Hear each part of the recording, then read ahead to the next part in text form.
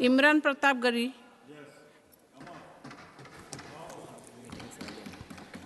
Ma'am, मैं प्रधानमंत्री जी की। इमरान जी, you have 5 minutes. Ma'am 10 minute. You have 5 minutes. We requested chairman साहब। Okay. He allowed 10 minutes. Ma'am, प्रधानमंत्री जी की सैकड़ों बार थपथपाई गई मेज के बीच अंतरिम बजट पेश किया गया और बड़े बड़े दावे किए गए। देश ये कैसा बनाया आपने, लूट कर पैसा बनाया आपने, देखिए जलते दिए भी बुझ गए, अजब दीपक राग गाया आपने। मैम, पूरा सदन अमृत काल के बजट की चर्चा कर रहा है, मैं तो गरीबों की रोटी और दाल के बजट की चर्चा करूंगा। तुम्हारी फाइलों में गांव का मौसम गुलाबी है, मगर ये आंकड़े झूठे हैं, ये दावा किताबी है। मैं इस बजट को अमीरों का अमीरों के लिए पेश किया गया बजट कहूंगा। इसमें गरीबों के लिए कुछ है ही नहीं। नौकरी मांगने वाले नौजवानों पर लाठियां बरसाने वालों, आपने इस बजट में युवाओं को क्या दिया? आपने पुरानी पेंशन बहाली की मांग करने वालों को क्या दिया? सालों से अपने लिए छत तलाश रहे लोगों को आपने इस बजट में क्या दिया? और फिर आपको पूरी उम्मीद है कि पूरा देश आपके इस पेश किए गए बजट पे लहालोट हो जाए, तालियां पीटे, मंगल गान गाए। कैसे संभव है? मैं सदन में खड़ा होकर के इस बजट पे चर्चा करते हुए कहना चाहता हूं कि इस बजट में फुटपाथ पर रहने वाले, छप्परों में रहने वाले, झुग्गियों में रहने वालों के लिए क्या है, उनके लिए क्या है जो प्रधानमंत्री के किए गए वायदों की बाट जोह रहे हैं। हर साल फरवरी की खूबसूरत सुबह और सजी हुई संसद से बरसते हुए झूठे वायदों की जवाबदेही कौन तय करेगा? कौन बताएगा कि 2022 में प्रधानमंत्री जी जो सबको पक्का मकान देने वाला वायदा किए थे उसका क्या हुआ? लोगों के सरों पर छत देने वाले प्रधानमंत्री जी के जुमलों से अलग उन्हें यह क्यों नहीं दिखता कि राज्यों में बैठे हुए उनके नुमाइंदे लोगों के सरों की छतें उजाड़ रहे हैं? उत्तर प्रदेश हो, असम हो, जम्मू कश्मीर हो, मध्य प्रदेश हो, भाजपा शासित राज्यों के बुलडोजर न सिर्फ लोगों के घरों को उजाड़ रहे हैं बल्कि कुचल रहे हैं लोकतंत्र को, संविधान को, अदालतों के मेयार को। मैम, मैं आंकड़ों की बाजीगरी से अलग हट करके इस बजट पर एक बात कहना चाहता हूं। आंकड़े तो ऐसे हैं इस बजट के, ये कह रहे हैं 4 करोड़, वित्त मंत्री जी 3 करोड़ कहती हैं, प्रधानमंत्री जी 4 करोड़ कहते हैं। पहले तो आप इस झूठ में ही आपस में ही सलट लीजिए कि 4 करोड़ सही है या 3 करोड़ सही है। मैं आंकड़े तो ऐसे हैं इस बजट के मैम कि जो सुने वो बस पथराई आंखें लेकर किंग कर्तव्य विमूढ़ हो जाए। लेकिन झील में पानी बरसता है हमारे देश में, झील में पानी बरसता है हमारे देश में, खेत पानी को तरसता है हमारे देश में, जिंदगी का हाल खस्ता है हमारे देश में, दूध महंगा खून सस्ता है हमारे देश में। मैम, रोजगार, महंगाई, किसान, मनरेगा, पेट्रोल डीजल के दाम, गैस सिलेंडर के दाम, फसलों की एमएसपी की गारंटी, इन सब जन सरोकार की बातों से इस बजट का कोई लेना देना नहीं। हमारे ट्रेजरी बेंच के साथी हंगामा कर रहे हैं। मैं तो कहना चाहता हूं मैम, वो एक बार इनके एक नेता एक गांव में गए और उन्होंने गांव में कहा कि गांव वालों आओ, मैं तुम्हारी समस्याएं समाप्त करना चाहता हूं। गांव वाले इकट्ठा हो गए। नेताजी ने गांव वालों से कहा बताओ तुम्हारी 2 समस्याएं बताओ, मैं दोनों समस्याओं का यहीं पे समाधान करूंगा। तो गांव वालों ने कहा साहब हमारी पहली समस्या है कि हमारे यहाँ कोई हॉस्पिटल नहीं है। तो नेताजी ने मोबाइल निकाला, कहीं फोन मिलाया और मिला के फोन पे पता नहीं क्या कुछ कहा कि यहाँ गांव में हॉस्पिटल नहीं है, हॉस्पिटल तुरंत, यहाँ हॉस्पिटल चाहिए। गांव वाले खुश हो गए कि 1 मिनट में यहाँ हॉस्पिटल आ रहा है। अगली समस्या के बारे में उन्होंने, नेताजी ने गांव वालों से कहा कि मैंने आपकी पहली समस्या समाप्त कर दी, दूसरी समस्या बताओ। तो गांव वालों ने कहा साहब इस गांव में कोई भी मोबाइल का नेटवर्क ही नहीं है। ये है इनके काम करने का तरीका, ये है झूठ बोलने का तरीका। इन्होंने वायदे किए बड़े बड़े, जो 10 साल के इनके वायदे हैं मैं उनके बारे में बात करूंगा। वायदों से ज्यादा इनके नारों पे बात करूंगा। पहला नारा था बहुत हुई महंगाई की मार, अब की बार मोदी सरकार। आइए इस नारे की समीक्षा करते हैं। पेट्रोल, डीजल, गैस, ये तो बड़ी बड़ी बातें हैं। आटा, चावल, दूध, दही, पनीर, छाछ, सब चीज पे जीएसटी। अरे ये फिल्में टैक्स फ्री करने वाले लोग कफन तक पर जीएसटी लगा रहे हैं और ये गरीबों की बात करते हैं।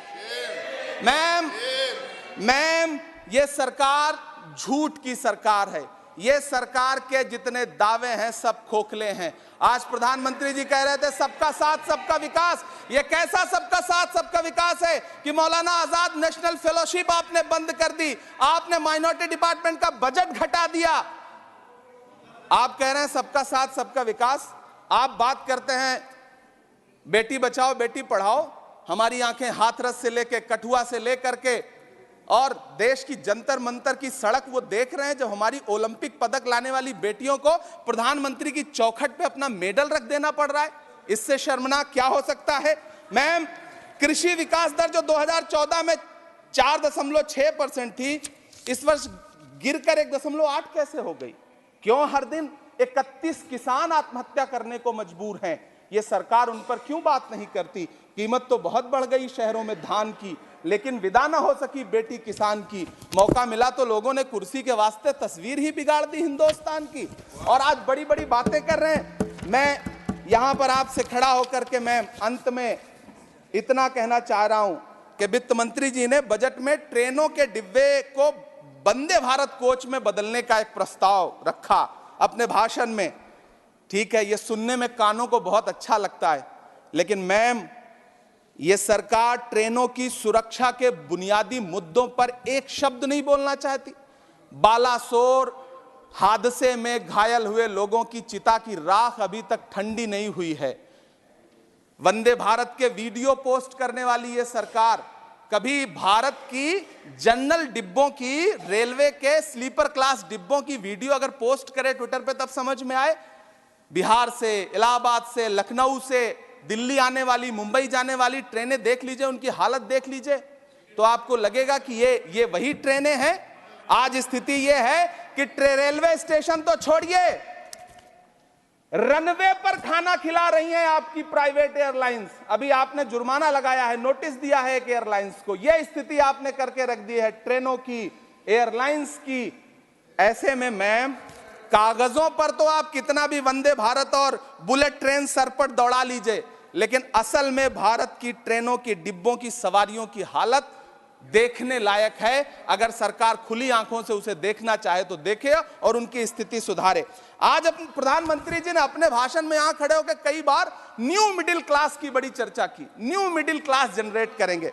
लेकिन मैं तो यहां खड़ा होकर के सरकार से कहना चाहता हूं कि न्यू मिडिल क्लास का जुमला अपने पास रखिए। यह बताइए कि जो पुराना मिडिल क्लास है उसके साथ आप कैसा व्यवहार कर रहे हैं। आज उसकी स्थिति क्या है? आप अमीरों के कर्जे माफ कर रहे हैं, उद्योगपतियों के कर्जे माफ कर रहे हैं, और यहां स्थिति यह हो गई है कि जो मिडिल क्लास, उसकी जो रोजमर्रा की जरूरत की चीजें हैं उस तक पर आपने जीएसटी लगा रखी है। आप फिल्में टैक्स फ्री करते हैं, लेकिन स्टूडेंट्स के प्रतियोगी परीक्षाओं के फॉर्म की फीस नहीं माफ कर सकते। आपको बाकी जगहों पर टैक्स लेना है, हर जगह टैक्स लेना है। मिडिल क्लास से आपका कोई रिश्ता नहीं। मिडिल क्लास तो आपसे कह रहा है कि मोहब्बत भाईचारे के दीवाने दिन ही लौटा दो, वो सस्ती दाल सब्जी के सुहाने दिन ही लौटा दो। ये अच्छे दिन तो अंबानी अडानी को मुबारक हो, हमें ऐसा करो साहब पुराने दिन ही लौटा दो। वो पुराने दिन जो बहुत अच्छे थे, वो पुराने दिन जहां लोग एक दूसरे से मिलजुल करके रहते थे। मैम इलाहाबाद, दिल्ली, कोटा जैसे शहरों में छोटे छोटे कमरों में अभावों के साथ पढ़ाई कर रहे युवा किताबों के साथ गल चुके हैं। उनके हिस्से अधेड़ अवस्था तो आई है, लेकिन नौकरी और रोजगार नहीं आया।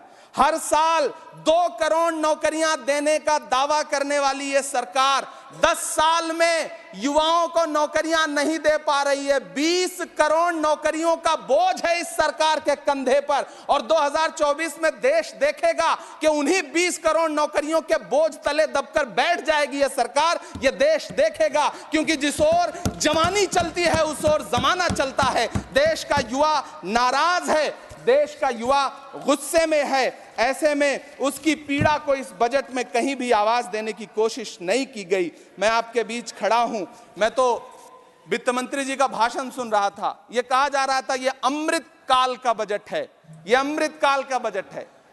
यह कौन सा बजट है यह बाद में तय होगा, लेकिन मैं इतना जानता हूं कि ये इस सरकार का अंतिम बजट है, आखिरी बजट है। Please conclude इसके your बाद न्याय का बजट पेश होगा, जिसकी इमरान चर्चा जी, राहुल गांधी जी पूरे देश में कर रहे हैं। न्याय का बजट, 5 न्याय महिलाओं के लिए, युवाओं के लिए, सामाजिक न्याय की बात जिसकी चर्चा पूरे देश में जाकर के राहुल गांधी जी कर रहे हैं, वो न्याय का बजट पेश होगा अगली बार। ये इस सरकार का अंतिम बजट है, अंतिम बजट है। अमृतकाल में गरीबों की रोटी और दाल के लिए इस बजट में कोई प्राविधान नहीं है, कोई चर्चा नहीं है। बहुत बहुत धन्यवाद। Thank you.